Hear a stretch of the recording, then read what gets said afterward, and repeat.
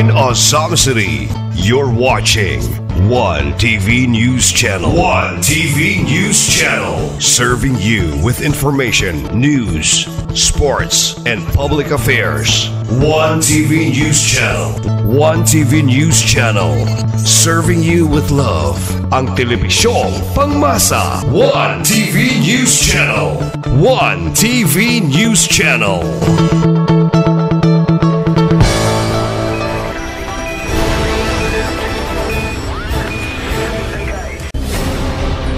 One TV special report. I am Leo Angelo A. Brazuela, your host for this morning. So, please let me share with you the vision of the Department of the Interior and Local Government. And this is the vision. A highly trusted department and partner in nurturing local governments and sustaining peaceful, safe, progressive, resilient, and inclusive communities towards a comfortable and secure life of Filipinos by 2040. Okay, so to start, let's begin with a prayer which is to be led by Mr. Randy G. Botalid, followed by the singing of the national anthem which is to be led by Miss Frances Lynn Rupinta, to be followed by the Panunumpa sa Watawat, to be led by Miss Janely Umiktin, and lastly, the Panunumpa na Lingkod Bayan, which is to be led our CLGO, Ejel G. Vetra. Let's put ourselves in the presence of the Lord. In the name of the Father, Son, and the Holy Spirit. Amen. Loving and gracious Heavenly Father, we thank you for this wonderful day. We thank you for the gift of life. Thank you for all the blessings that you have given to us. Thank you, Father, for giving us another day to appreciate all your creations. Father, we ask you your forgiveness for all our sins and shortcomings. Today, be a new chance for all of us to follow your teachings.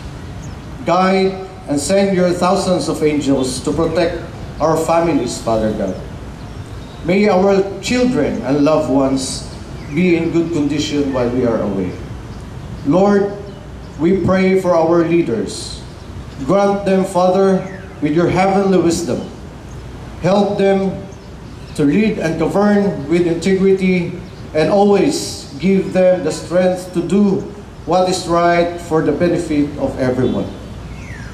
We ask you, Father God, to guide and bless us as we do our work and all our undertakings today.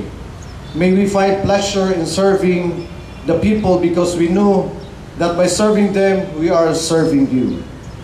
Teach us always, Father, to perform our job faithfully and diligently so that we will always be a blessing and a source of inspiration to our co-employees, especially to the people who needs our services. All these things we ask and pray in Jesus' mighty name. Amen. In the name of the Father, the Son, and the Holy Spirit. Amen.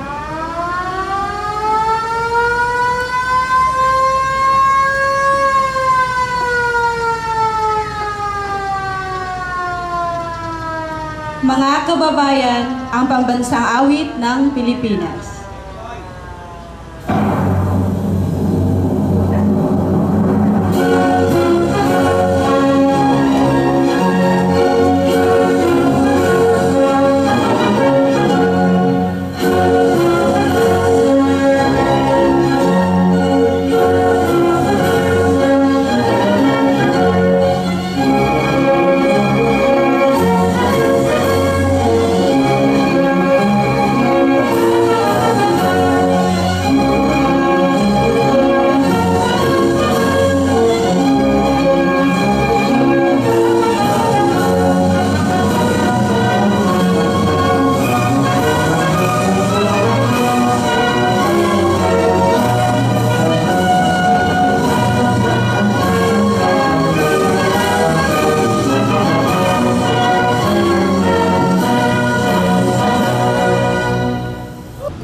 Raise your right hand.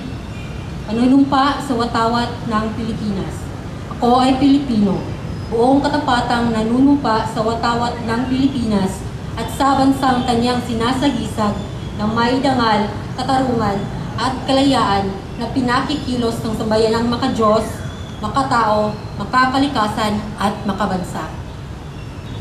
Please raise your right hand again. Panunumpa ng lingkod bayan. Ako ay isang lingkod bayan. Pangalagahan ko ang tiwalang ipinagkaloob ng mamayan. Maglilingkod ako ng may malasakit, katapatan at kahusayan na walang kinikilalingan. Magiging mabuting halimbawa ko at magbibigay ng pag-asa at inspirasyon sa aking mga kapwa lingkod bayan. Ang aking sariling kakayahan upang sa lahat ng panahon ay paglilingkuran ko ng buong kahusayan at sambayanan. Di ako magiging kabahagi sa mga katiwalian sa pamahalaan. Ipigilan at isisiwalat ko ito sa pamamagitan ng tama at angkop na pamamaraan. Isa sa buhay ko ang isang lingkod bayang makadiyos, makatao, makakalikasan at makabansa. Tutugon ako sa mga hamon ng makabagong panahon tungo sa adhikaing matatag, maginhawa at panatag na buhay. Sa mga tungkulin at hangarin ito, kasihan awa ko ng may kapal. Is there any announcement from other offices? If none, the DILG Osami City would like to give thanks to everyone who attended today's flag raising ceremony. So, wishing you all a happy and blessed week, everyone.